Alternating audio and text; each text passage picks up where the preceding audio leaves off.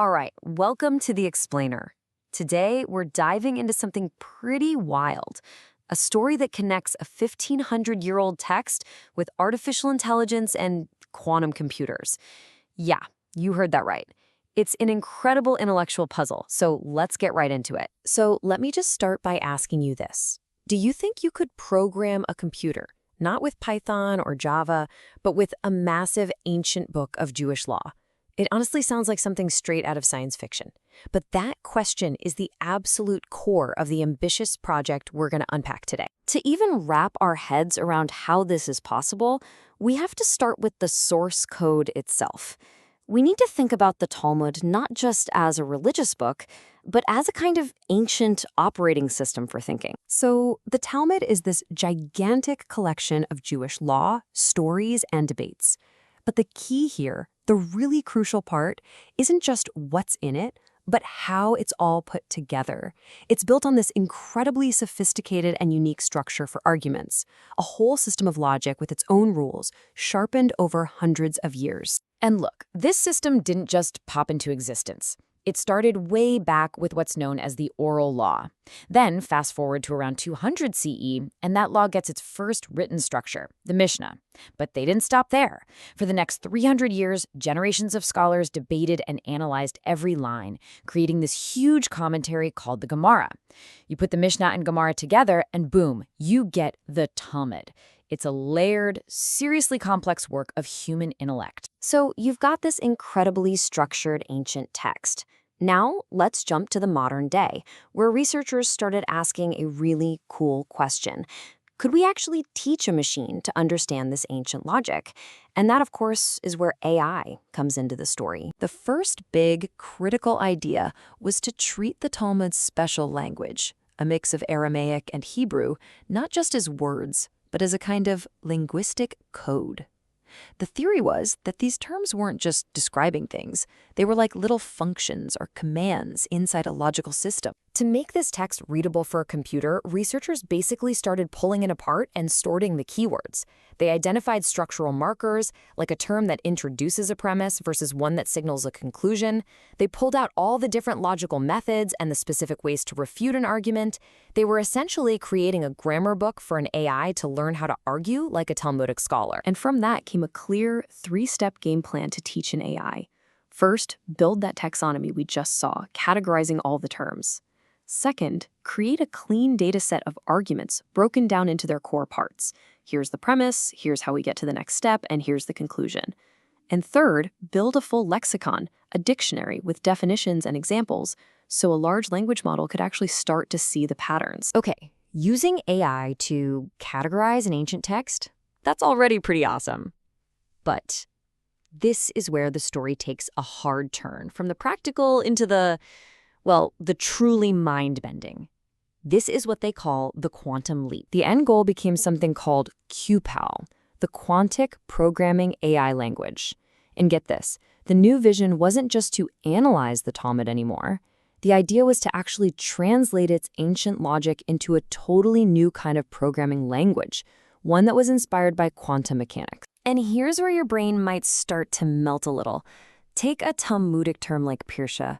It's a specific way to refute an argument. In the QPAL system, this isn't just a word anymore. It becomes a command. The thinking goes like this. A refutation is kind of like a NOT gate in a computer chip, right? It flips the state of an argument from true to false. They saw this as something analogous to quantum negation, and it gets even more abstract. You know how the Talmud has different layers of text, like the Mishnah and the Gemara? Well, the researchers started to reimagine that. They proposed that just like a crystal has a predictable, repeating internal structure, maybe a complex legal argument has its own hidden logical symmetry. So they mapped these argument structures onto scientific models for crystal symmetry, treating pure logic like a physical object. And this is what an argument looks like when it's translated into QPAL. It's not words on a page anymore. It's a data object. The argument gets assigned a crystal group to define its logical shape and a quantum phase to describe its state. Is it resolved? Is it unresolved? Or is it holding multiple contradictory possibilities at once, just like a quantum particle? It's a truly wild idea. And the grand vision here is pure science fiction. We're talking about a Phoenix time module for endless reanalysis, a quantic neural web where arguments ripple through a 3D lattice like signals, and even parts of him agents, AI programs inspired by mystical concepts that would automatically find and fix flawed reasoning. The whole thing is just wow. So that was a pretty wild ride into a speculative future. But, as with any good Talmudic argument, there's another side to the story.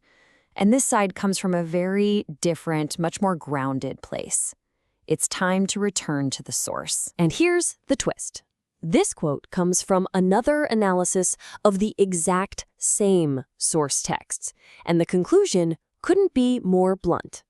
The sources do not contain any information, terms, or concepts related to artificial intelligence.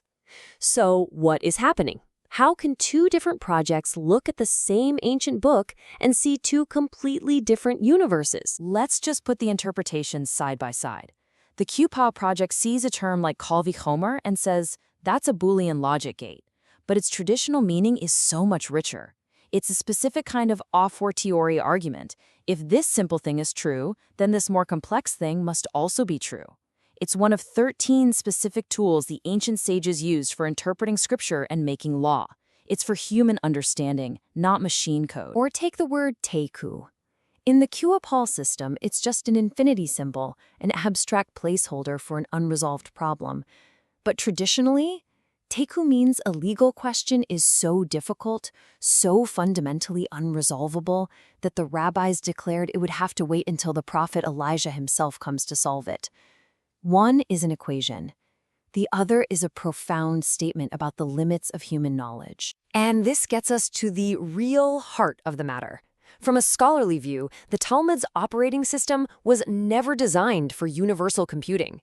Its rules aren't abstract symbols. They are highly specialized tools built for a very human purpose, making tough legal and ethical decisions, resolving real-world disputes, and carrying on a conversation across thousands of years. So that leaves us here, with two completely different worlds, both staring at the same ancient book and seeing fundamentally different things.